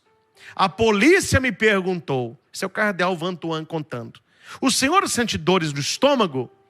Eu, com a mão no estômago, respondi: sinto. Aqui está um pouco de remédio para o senhor. A minha alegria naquele instante foi inexprimível. Todos os dias, com 3 gotas de vinho e uma gotinha de água na mão e um pedacinho de hóstia na outra, eu celebrava a Santa Missa. Todas as vezes tinha a oportunidade de estender as mãos e pregar-me na cruz com Jesus, de beber com ele o cálice mais amargo. Todos os dias eu recitava as palavras da consagração, confirmava com todo o coração e com toda a alma um novo pacto, um pacto eterno entre eu e Jesus, mediante o seu sangue misturado com o meu. A Eucaristia tornara-se para mim e para os outros que eram cristãos uma presença escondida que nos dava coragem em meio às dificuldades. Jesus na Eucaristia era adorado clandestinamente pelos cristãos que viviam comigo. No campo de reeducação, estávamos divididos em grupos de 50 pessoas. Dormíamos sobre o mesmo teto, onde cada um ocupava o espaço de 50 centímetros. Conseguimos fazer com que estivessem sempre comigo 5 católicos. Às 21h30 era obrigatório apagar a luz e todos devíamos dormir. Neste momento, eu me curvava sobre a cama para celebrar a missa, recitando tudo de cor. E em seguida, distribuía a comunhão, passando a mão por debaixo do mosquiteiro. Chegamos até mesmo a fabricar saquinhos com o papel do pacote do cigarro para guardar o Santíssimo Sacramento e levá-lo aos demais. Jesus Eucarístico estava sempre comigo no bolso da camisa. Na hora do intervalo, com os meus companheiros católicos, aproveitávamos para passar um saquinho a cada um dos 4 grupos de prisioneiros. Todos sabiam e cochichavam: Jesus está no meio de nós. Durante a noite, os prisioneiros se alternavam, fazendo turnos de adoração ao Santíssimo Sacramento. Jesus era ajuda inimaginável com a sua presença silenciosa. Muitos cristãos presos e que tinham perdido a fé voltaram fervorosos na fé. Assim, a obscuridade do cárcere tornou-se luz pascal e a semente germinou debaixo da terra durante a tempestade. Meus irmãos, com esse belo testemunho, nós finalizamos essa partilha. Não há intimidade maior com Deus do que a intimidade com a Eucaristia. O Instituto tem passado isso para você. Às 4 da manhã, no rosário da madrugada, Jesus no altar. O terço do combate, Jesus no altar. Adorar o Senhor. Hoje nós não estamos presos. Nós não temos que pôr Jesus num saquinho de um maço de cigarro. Nós temos Jesus hoje na beleza do ostensório, nas nossas igrejas tão bonitas feitas para o Senhor. E quantas pessoas fogem desta presença. A graça que eu peço para você esta noite é que você busque intimidade com Deus, buscando intimidade com a Eucaristia. O pedido que eu peço a Deus para todos os padres, e para mim de maneira especial, que eu possa amar Jesus Eucarístico como amou o cardeal Vantuan, trazendo no seu bolso da camisa uma partícula pequenina, celebrando nas mãos com 3 gotinhas de vinho, 1 gotinha de água, 1 pedacinho de pão, o santo sacrifício. Na vida de um padre pode faltar tudo, só não pode faltar o amor à Eucaristia. Meus irmãos, enquanto houver um altar, enquanto houver um sacerdote, enquanto houver vinho, água e pão, há esperança para o mundo. A Eucaristia é presença real. Você deseja muitas graças? Visite o Santíssimo Sacramento muitas vezes. Você deseja poucas graças? Visite o Santíssimo Sacramento poucas vezes. Você não precisa de graça nenhuma? Não visite o Santíssimo Sacramento. Que Jesus Cristo seja a nossa força, que Jesus Cristo seja a nossa luz. Não o percamos no Santíssimo Sacramento. Não há intimidade maior com Deus do que recebê-lo na Santíssima Comunhão. Peçamos ao Senhor a sua bênção, que tenhamos um sono restaurador, que ao dormir o nosso corpo não cochile a nossa alma. E a partir do testemunho do cardeal Vantuan, que a cada missa que você participar, louve muito a Deus por você poder ter acesso livre ao Santíssimo Sacramento. Durante muito tempo, ele e católicos com ele mantiveram a fé com pequenas migalhas de pão e pequenas gotas de vinho. Mas era Jesus, Eucaristia. Ali faltou tudo, só não faltou o Senhor. E quem ao Senhor possui, tudo tem. Que o Senhor nos abençoe por intercessão da Santíssima Virgem Maria e de São José. Em nome do Pai, e do Filho e do Espírito Santo. Amém. Amém. Amém. Amém. Amém. Amém.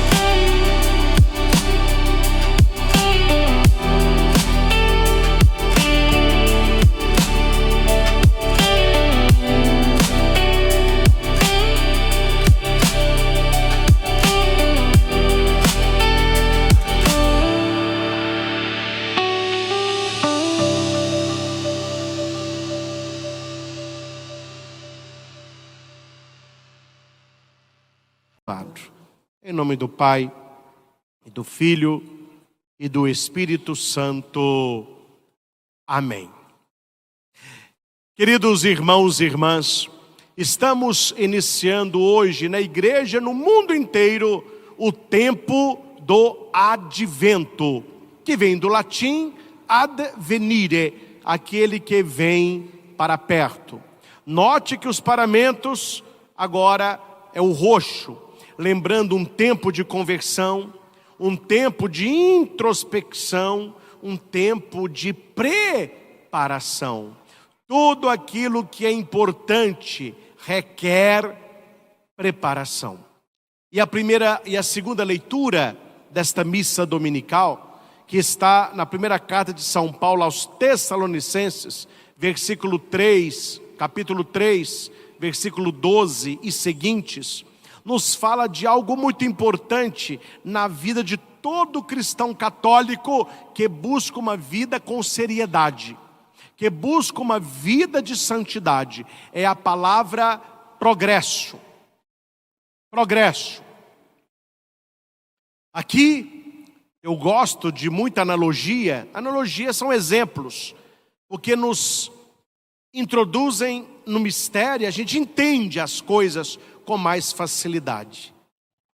pegue um rapazinho, fraco, coitadinho, magro, igual ele só. E ele está vendo os coleguinhas, todo mundo assim, mais bombadinho. Aí ele vai e entra para a academia. Aí ele entra para a academia, faz lá a sua avaliação. O seu instrutor vai falar com ele: olha, nós temos um programa a seguir a partir de hoje. Você precisa dormir e você precisa se alimentar bem. Tá bom. E ele começa a academia. Ele vai levantando peso e tal, e tal. Passado 2 meses, avaliação. Mede tudo. Vai lá. Exercício, comida, sono, exercício. Passou 2 meses, avaliação. Uma pessoa obesa, ela quer perder peso, ela precisa perder peso. Ela procura uma nutricionista, começa a fazer a sua dieta, caminhada, exercício. Ela vai na nutricionista, fita, mede. Passou 1 mês, fita, mede. Por que aquele pessoal na academia está medindo o rapaz e a nutricionista está medindo a pessoa que quer emagrecer? Eles estão vendo se está havendo progresso. Aquele rapaz que entrou aqui na academia há 6 meses, ele tem mais músculo, ele está mais forte. Aquela pessoa obesa, ela está mais magra. Como que se fez isso? Pelo progresso.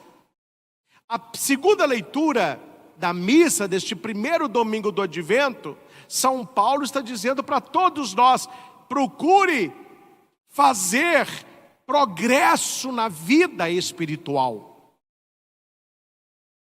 Aprendestes de nós como deveis viver para agradar a Deus, e já estáis vivendo assim. Bonito, né?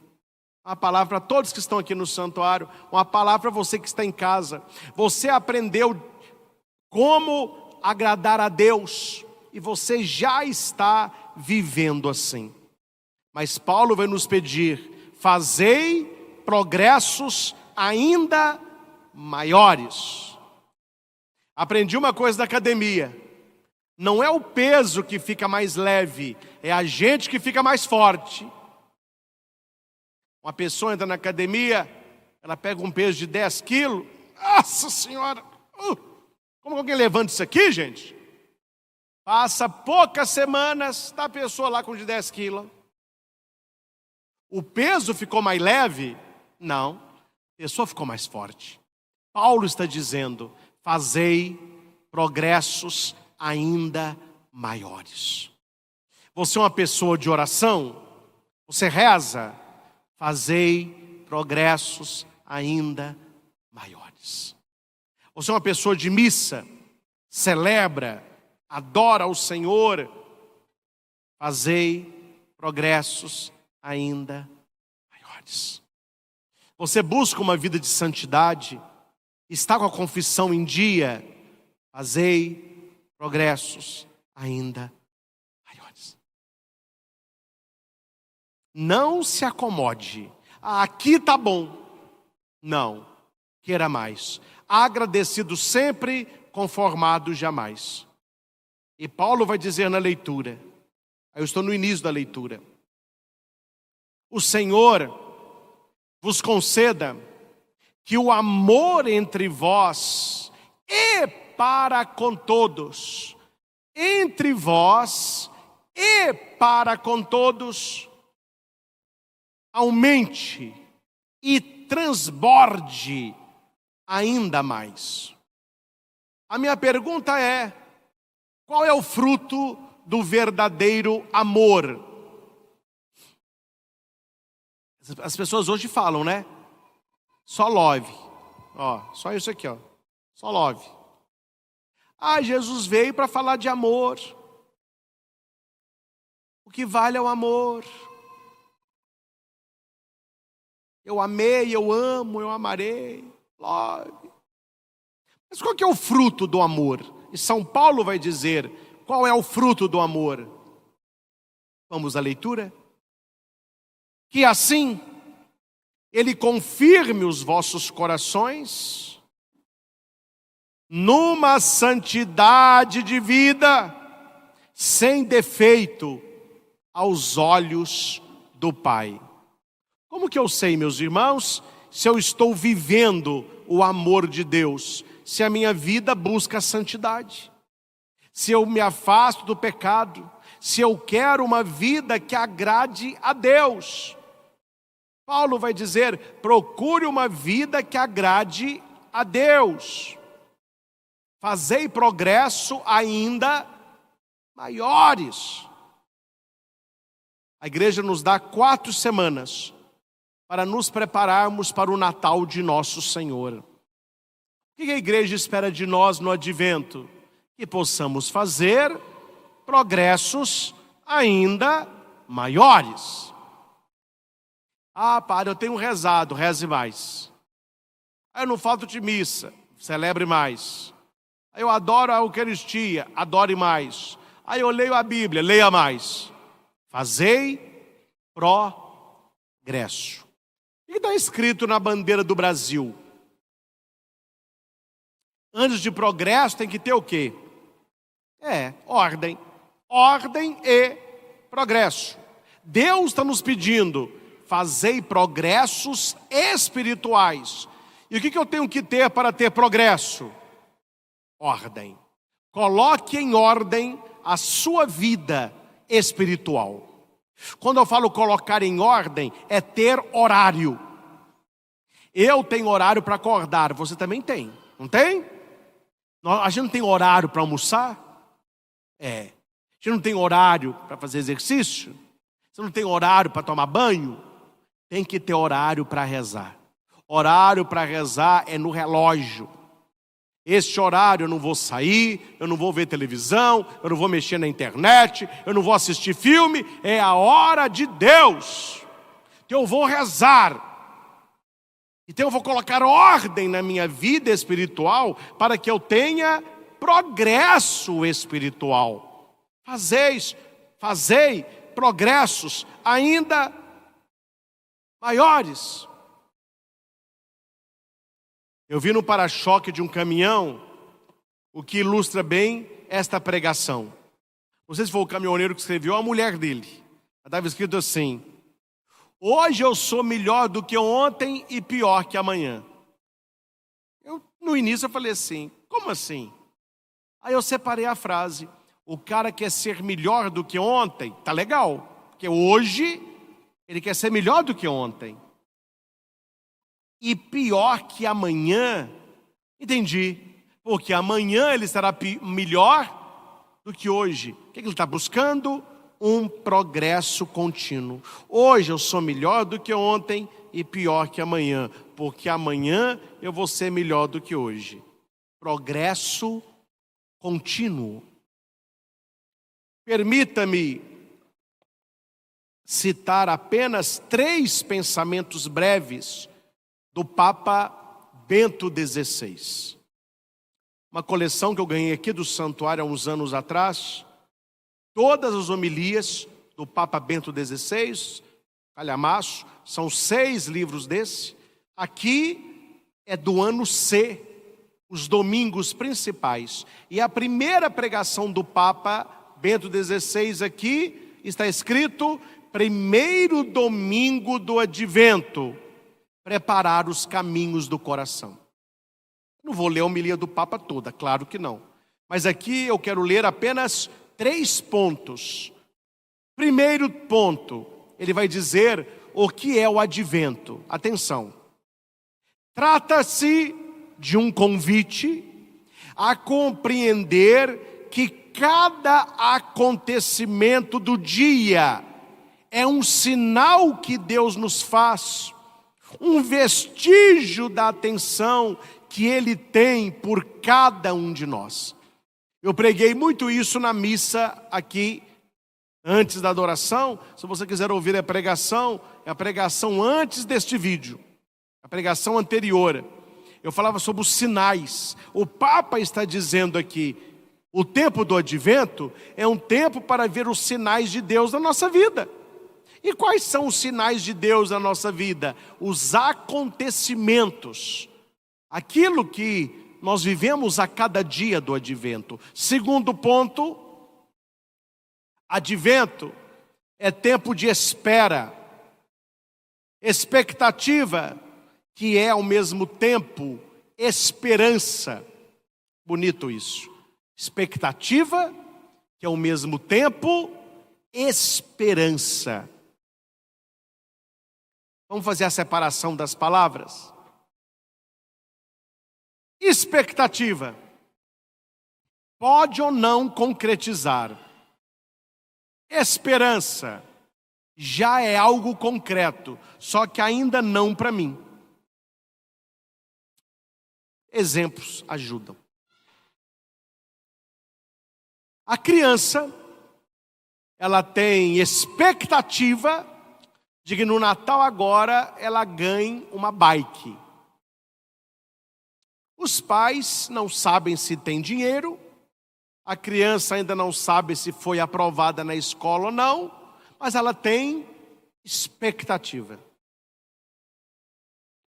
Uma criança viu lá no quartinho da casa uma bicicleta embrulhada de presente. É o que ela pediu no Natal. Então o coração dela se enche de esperança, porque no Natal ela quer receber aquela bicicleta. Qual que é a diferença entre expectativa e esperança? Expectativa pode não realizar. Não, eu estou indo para a praia, eu estou numa expectativa que eu vou voltar de lá moreninho. Você vai para a praia e chove a semana toda. Cadê a expectativa? Agora, eu tenho esperança que indo ao litoral eu verei o mar. Isso é certo. Quando você chegar no litoral, o mar está lá. Nós não podemos viver apenas de expectativa, mas o cristão ele vive de esperança. Porque quando nós esperamos no Senhor, aquilo que esperamos nos é dado no Natal. Que seja um tempo, como diz o Papa Bento XVI, um tempo de expectativa, mas muito mais um tempo de esperança, um tempo de certeza, um tempo de mudança, um tempo de conversão. E por último, o Papa vai dizer: o advento cristão é ocasião para despertar em nós o autêntico sentido da espera. Voltando ao coração da nossa fé, que é o mistério de Cristo, o Messias, esperado durante longos séculos e nascido na pobreza de Belém. Qual é o Natal que nós esperamos? O Natal de Jesus. O Natal do Emanuel. Por isso, na nossa casa, a importância do presépio. Minha mãe esse ano me disse: ô Cristian, por que você não arma o presépio na sua mesa da sala? Eu falei: mãe, na mesa da sala? Eu armo no móvel. Eu falei: não, você quase não usa aquela mesa. E eu me lancei ao desafio. Eu gosto muito de Natal. Então tem uma mesa lá em casa maior, está o presépio no meio. Quer dizer, vou ficar sem usar a mesa até a Epifania. Mas o presépio está montado. E sempre que eu olho para o presépio, eu vejo, eu estou me preparando para aquela criança que vai nascer ali. Não é apenas expectativa, mas é muito mais um sentimento de esperança. É uma certeza. Aqui, meus irmãos, eu pergunto para todos vocês que estão aqui, e você que nos acompanha de casa, somos milhares e milhares, graças a Deus. Qual é a sua esperança para este Natal? E a sua esperança para o último mês do ano? Cuidado. Cuidado para você não entrar na do mundão. Saí com a minha mãe um dia desses para comprar uma coisinha pro meu sobrinho. Tinha uma mulher no caixa falando em voz alta: ô ano, viu? Nossa, não estou aguentando mais 2024. Não vejo a hora de chegar ano que vem. Eu não perguntei, mas queria perguntar para ela: ô colega, o que vai mudar? 31 de dezembro, 1º de janeiro, o que mudou, meu filho? Tirando o 4 e pondo o 5, mudou o quê? Nada. Trabalho é o mesmo, sua mulher é a mesma, seu marido é o mesmo, o problema é o mesmo, a doença é a mesma, o salário é o mesmo, tudo é a mesma coisa. Então não é esperar a mudança para lá. Quem fica esperando, atenção, quem fica esperando mudança do dia 1º de janeiro, a pessoa tem expectativa. Eu espero que ano que vem seja melhor do que esse.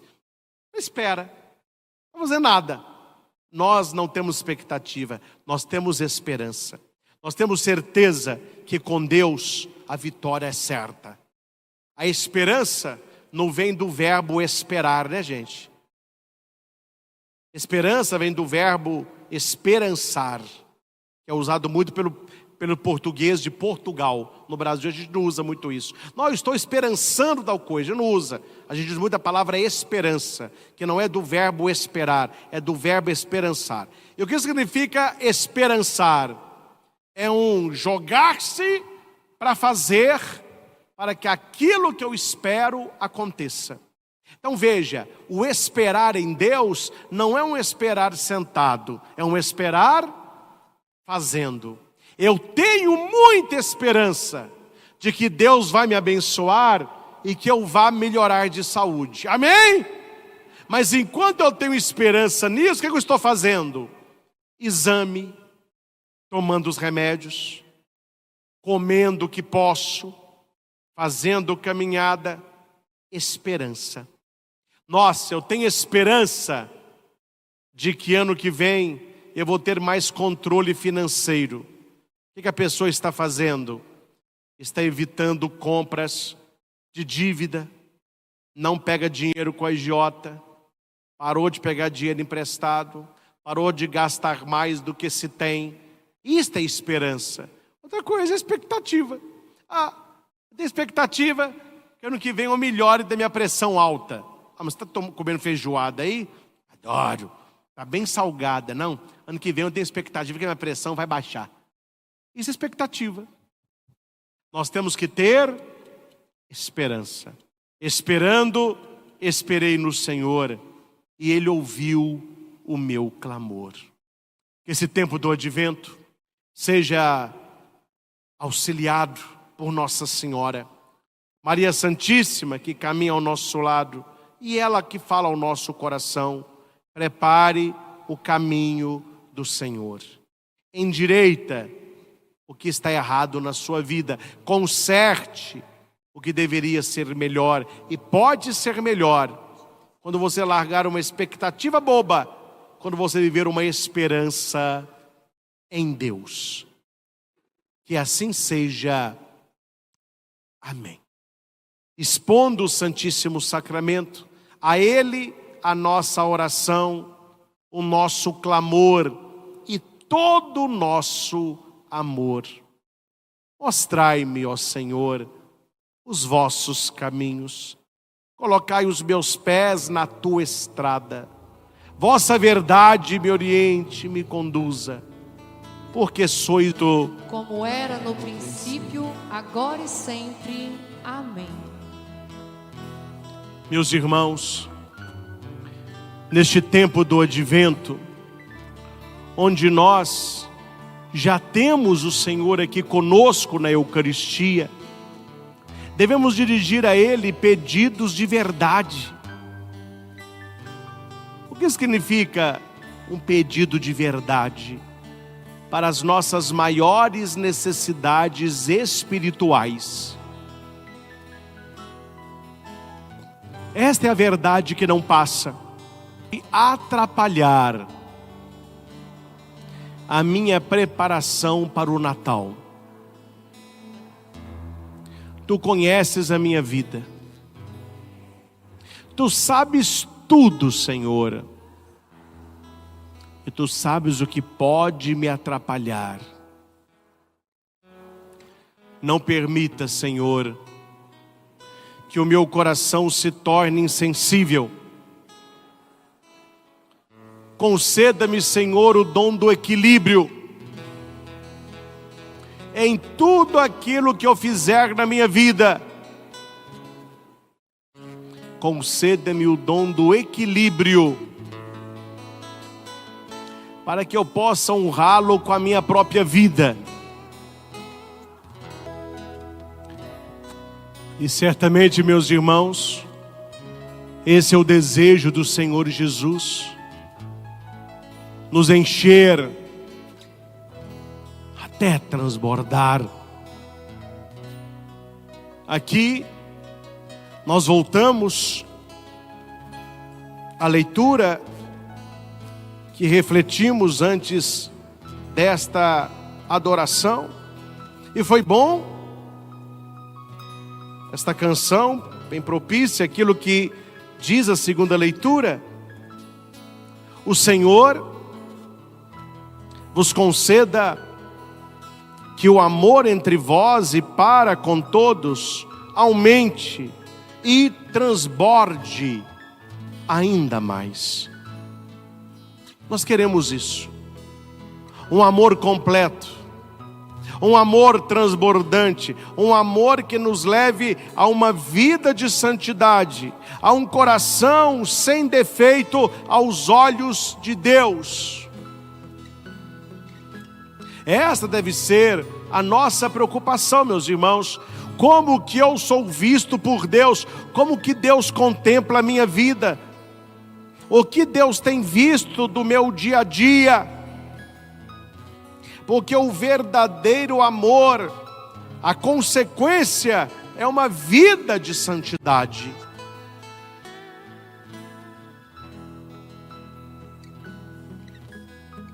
Fujamos, meus irmãos, fujamos de uma vida dúbia aos olhos do Senhor, sendo uma pessoa dentro da igreja e outra fora. Dentro da igreja falamos de santidade, procuramos as coisas do céu, mas quando voltamos para a nossa vida, quanta coisa não combina, quanta coisa está em desacordo com a vontade, com a palavra de Jesus. É por isso que Paulo vai dizer: aprendestes de nós como deveis viver para agradar a Deus, e já estáis vivendo assim.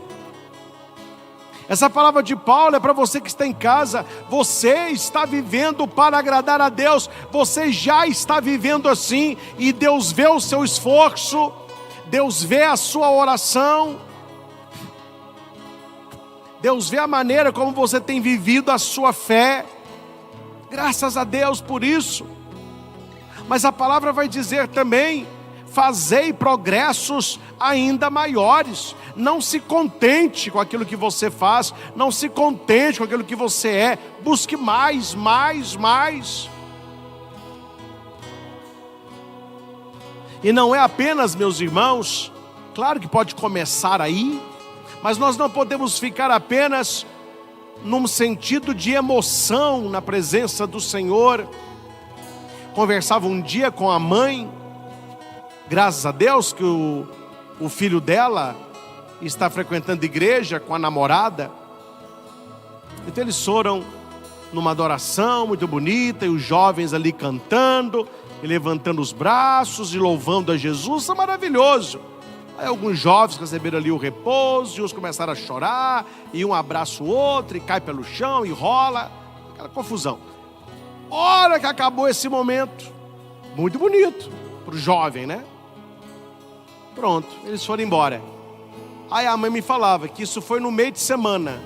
No sábado, estavam os dois no funk pesadão, e ela descendo até o chão. Há pessoas que vivem assim. Há pessoas que vivem assim. Na presença de Jesus, é canto, é exaltação, mas quando elas não estão na presença de Jesus, elas vivem como uma pessoa do mundo. É por isso que Paulo está pedindo para a gente: vocês devem viver uma vida que agrada a Deus. E eu sei que muita gente vive uma vida que agrada a Deus, mas fazei progressos ainda maiores.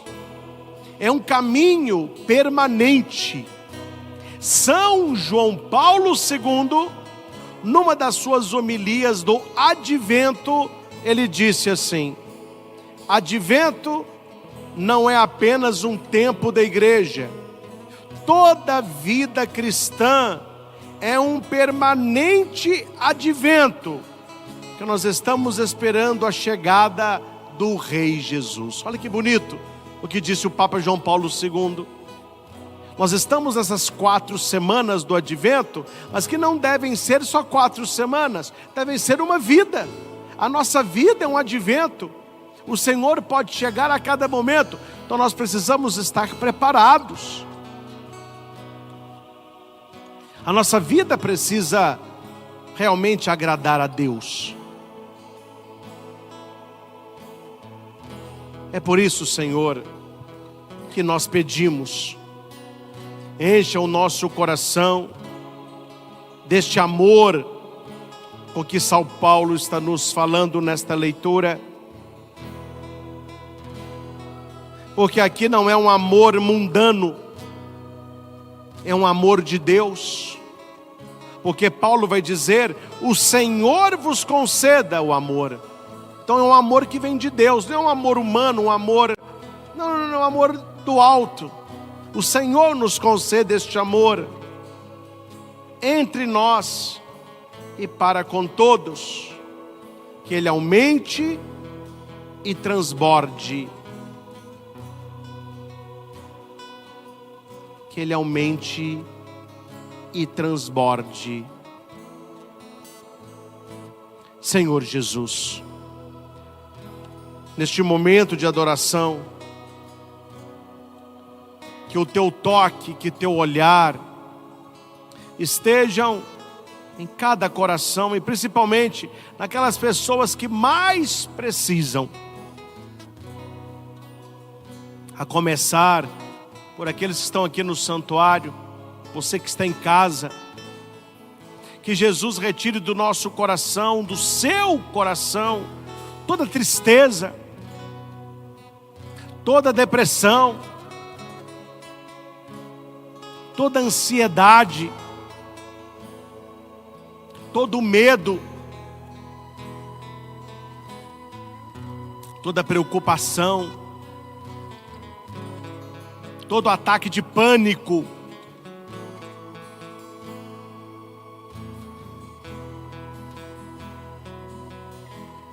Deixa Deus ir fazendo na sua vida. Deixa Deus ir libertando você.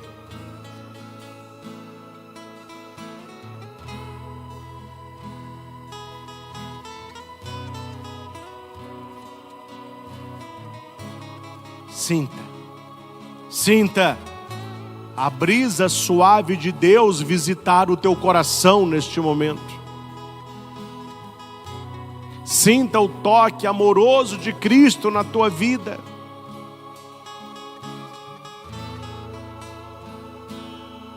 Que possa ressoar no nosso coração que nós somos chamados a este progresso maior. Precisamos de ordem, meus irmãos.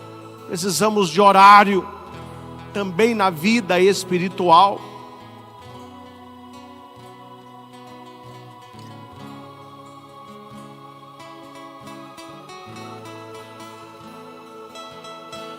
Adore o Senhor. Exalte o teu nome. Sinta no teu coração toda a força e direcionamento para a sua vida. Basta você pedir: mostrai-me, ó Senhor, os vossos caminhos, guiai-me pelas estradas que conduzem à verdade, à salvação, à vida. Não há oração que fique sem resposta. Adore o Senhor.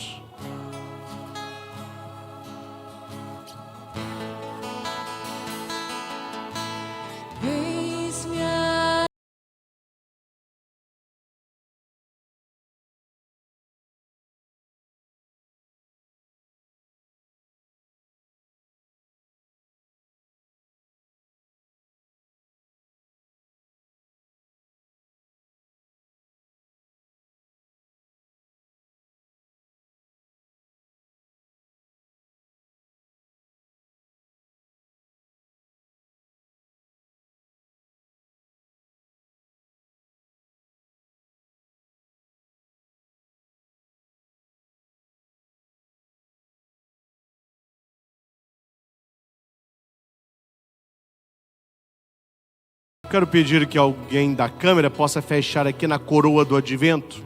Quem está aqui está vendo, você de casa, são 4 velas. Nós temos a primeira vela acesa, que é a vela vermelha. E eu convido você a estar conosco aí na sua paróquia, aí na sua comunidade, a celebrar essas 4 semanas, para que a cada vela que for acesa, você possa experimentar a luz de Deus que vai entrando na sua vida. Não é apenas um arranjo, um enfeite de Natal, é uma caminhada espiritual. É uma caminhada que vai fazendo as coisas novas, vai fazendo com que as coisas realmente mudem no nosso coração, para que tenhamos um Natal de verdade. Que o Senhor nos abençoe, que o Senhor nos guarde, que o Senhor mostre a sua face e se compadeça de nós. Recebamos a bênção do Santíssimo Sacramento, abençoando a você, abençoando peças de roupa, remédios, exames, fotos de família, carteiras de trabalho e principalmente, o que nós pedimos ao Senhor nesta bênção, que Ele abençoe a nossa caminhada do advento,